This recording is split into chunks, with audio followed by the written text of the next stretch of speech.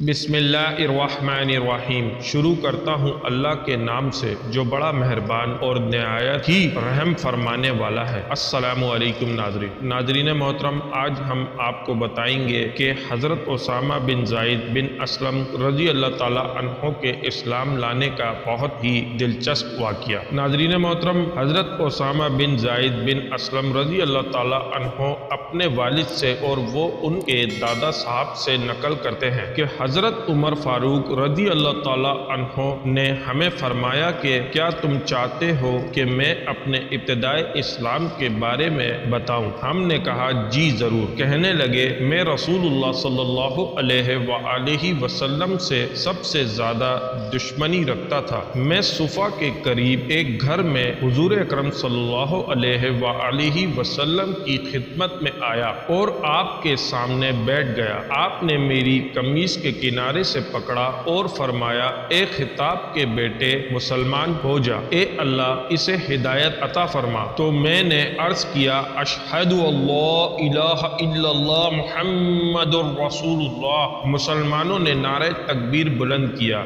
جو مکے کے راستوں میں سنا گیا۔ اس وقت مسلمان اپنے اسلام کو چھپاتے تھے۔ جب بھی کوئی آدمی مسلمان ہوتا تو مشرک لوگ اس سے چپٹ جاتے اور اسے مارتے تھے۔ میں اپنے ماموں کے پاس گیا اور انہیں بتایا تو وہ گھر چلے گئے اور دروازہ بند کر دیا۔ پھر میں قریش کے ایک سردار کے پاس گیا اور اسے اپنے اسلام کی خبر دی تو وہ بھی اپنے گھر میں گھس گیا۔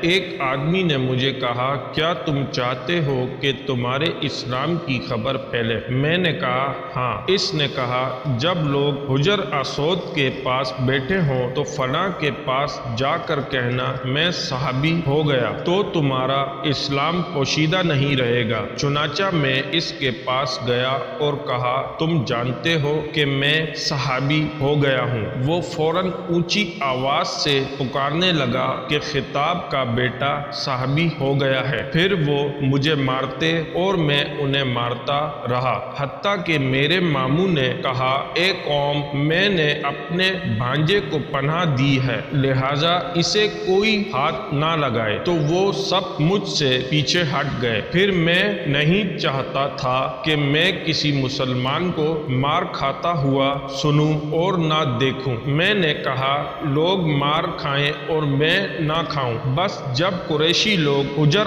اسود میں بیٹھے تو میں اپنے ماموں کے پاس گیا اور کہا ماموں جان سنو۔ انہوں نے کہا کیا سنوں؟ میں نے کہا آپ کی پناہ آپ کو واپس لوٹائی جاتی ہے۔ انہوں نے کہا ایسا نہ کرو۔ میں نے انکار کیا تو انہوں نے کہا جیسے تم چاہو۔ پھر میں مار کھاتا بھی رہا اور مارتا بھی رہا، حتیٰ کہ اللہ تعالیٰ نے اسلام کو غالب کر دیا اور اس طریقے سے میں اسلام لے آیا۔ اور آخر میں ناظرین کرامی میری اللہ تعالیٰ سے دعا ہے کہ اللہ تعالیٰ ہم سب کو دین سمجھنے اور دین پر عمل کرنے کی توفیق عطا فرمائے، آمین یا رب العالمین۔ جزاک اللہ۔